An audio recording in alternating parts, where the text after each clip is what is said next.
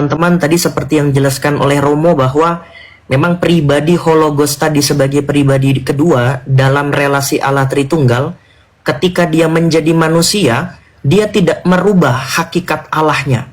Makanya dalam Yohanes 1 ayat 14 di situ dalam bahasa Yunani menggunakan sark egeneto.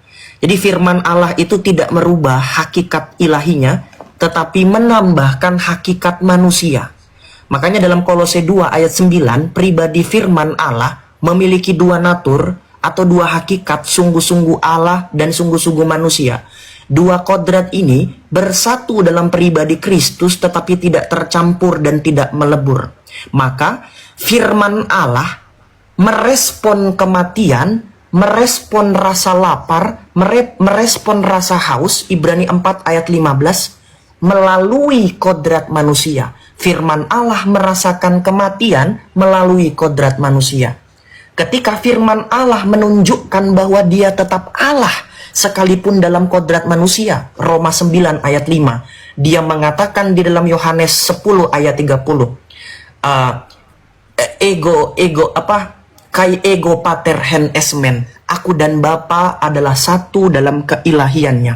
Artinya apa? Ketika sabda Allah menjadi manusia, tidak berarti dalam kodrat ilahinya dia lebih rendah daripada sang Bapa, tetapi dalam kodrat manusianya dia tunduk sesuai dengan kehendaknya Allah Tritunggal dalam ketaatannya sebagai manusia untuk mengorbankan dirinya.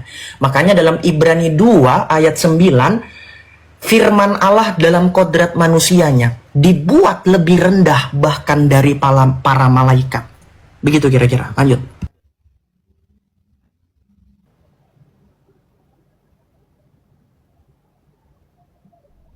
Ya, sedikit ya. Oh ya, silakan 1 menit, oke. Saya menyimpulkan sesuai dengan narasi Romo dengan Agustinus ya Santo Thomas, karena ini misteri ya. Union hipostatis itu misteri. Kalau kita bicara pribadi, kita nggak boleh mengatakan Yesus punya Tuhan. Ya. Betul. Iya, kalau kita bicara pribadi. Nah, banyak orang yang bertebaran sekarang. Contohnya Edistiti. Dia mencoba memisahkan dua kodrat tadi. Yesus punya Tuhan. Nah, dan Yesus itu diciptakan begitu. Seolah-olah ada dua pribadi, Bang Elang ya. Iya, bentar dulu. Hati-hati kepada Allahmu dan Allahku. Di situ ada dua pembedaan penting sekali, Allahku dan Allahmu. Kenapa Yesus tidak menggunakan Allah kita? Kalau sama dalam posisi, karena itu harus dilihat bahwa ketika dia mengatakan Allahmu dan Allahku, Bapakku dan Bapamu, di situ ada konsep yang secara teologis sangat penting di situ. Yang pertama, kita ini karena pengangkatan, adopsi. Dia karena naturalisanya, nature-nya sebagai anak. Kita diangkat. Maka di situ sangat berbeda. Allahku dan Allahmu, Bapakku dan Bapamu. Kita jadi anak karena diangkat jadi anak, bukan karena dilahirkan sebagai seorang anak oleh Allah. Makanya itu harus sangat berbeda, karena secara teologis itu sangat berbeda di situ. Bisa mengerti teman-teman? Karena itu Edis TV tidak bisa main suka-suka Allahmu, Bapamu, Bapakku. Tidak bisa, dia belajar dari mana?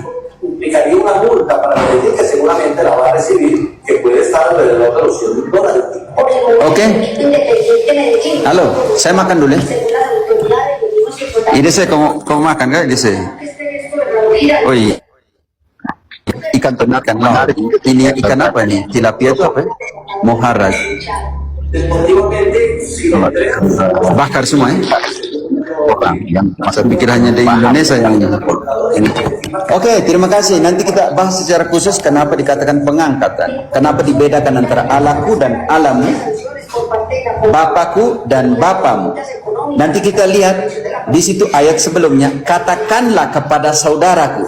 Pertama kali, bantu dulu, pertidak Matius Yohanes 20 ayat ke-17. Y miren, era tanta la rabia que tenía el grupo de vándalos que la fuerza les alcanzó para Kata Yesus kepadanya, "Janganlah engkau memegang aku sebab aku belum pergi kepada Bapa. Tetapi pergilah kepada saudara-saudaraku dan katakanlah kepada mereka Tahan. bahwa sekarang Pertama kalinya Yesus mengatakan para rasul sebagai saudara-saudaranya. Maka di situ yang kita namakan adopsi, pengangkatan. Kalian bisa bongkar di ayat-ayat sebelum kebangkitannya, tidak akan temukan Yesus katakan para rasul adalah saudara-saudaranya.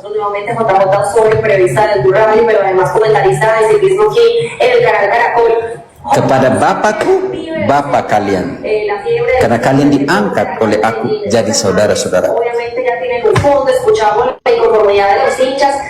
Itu teologi yang penuh kekayaan. Makanya ada hubungan nanti dengan Roma 8 ayat 28 selanjutnya tentang pengangkatan.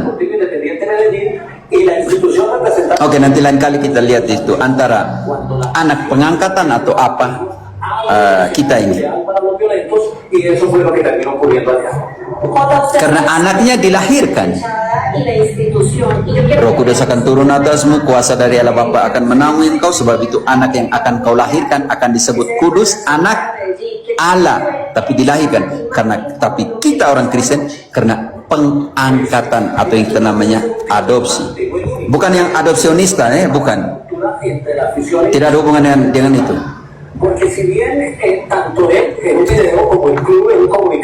Oke, baik sudah.